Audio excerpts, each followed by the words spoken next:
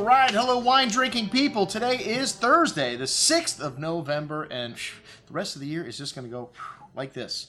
And you know what happens this time of year, the fall, we start to get in the fall releases from our friends at Napa Valley. And, you know, this is a wine that we've gotten since day one, Shafer Hillside Select. Well, the first vintage was actually created, it was reserved in 1982, and Wine Watch opened in 1983. So we've gotten pretty much every single release of the Hillside. And we know the Shafers very well. Their story, John Shafer came from Chicago. He's in the publishing business, and he's 1972, he started his work in Napa Valley, buying up the land it took, and let's see, who were some of his neighbors back there? Warren Winarski, that's when Stag's Leap Winery, wine cellars got started, and also Bernard Portet from Clos de Val. His father was the cellar master at Chateau Lafite, and these were the guys he was hanging out with in the early days, and he planted his Hillside Vineyards, and this is the only winery, I believe, in Stag's Leap today that is exclusively made from Hillside fruit, the Hillside Select, which they make a lot of this. This one they make about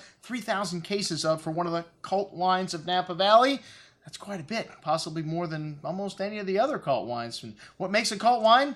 Low production and high scores. And this wine's got 100 points several times. Like the newest release, the 2010, congratulations, Doug and John, for another 100-point wine. And Elias Fernandez, the winemaker, who's been there since I can remember. I mean, you know, Doug was the first winemaker. He graduated from UC Davis. And these guys, like I said, have been making wine since 1979 was their first vintage.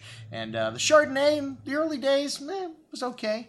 But 1994, they released this Red Shoulder Ranch, and just like the rest of the wines now, this is also a top-level wine. Everything they make at Shafer, every single vintage, all 35,000 cases, one of the best you'll find in its category. The Merlot, it's a big boy Merlot. Cabernet drinkers Merlot, and this wine will age also. We've had older vintages of this wine that do very well. The Relentless, where's it at?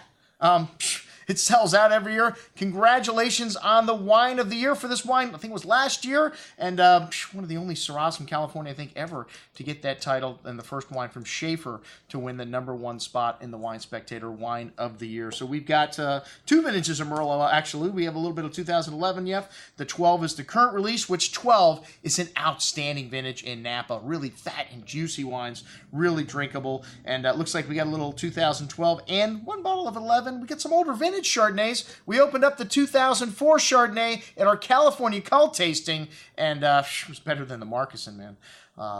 Really good stuff, and this wine ages. Also, we got Merlot in Magnums, and we also get a little bit of Hillside Magnums, and due to the small amount of Hillside, please, we're going to have to limit you to 2 bottles per person. Hey, all the older vintages are fair game. We've got a lot of older vintages. We've got Magnums of Sunspot, which is the sweet spot on their Hillside Vineyards, estate fruit, and occasionally they bottle it as a single vineyard wine, like in a great vintage like 2001. So check it out. Everything we've got from our friends at Shafer Vineyards. I'm your host, Andrew Lampasoni, signing off for the Wine Watch, saying remember, always drink the good stuff first.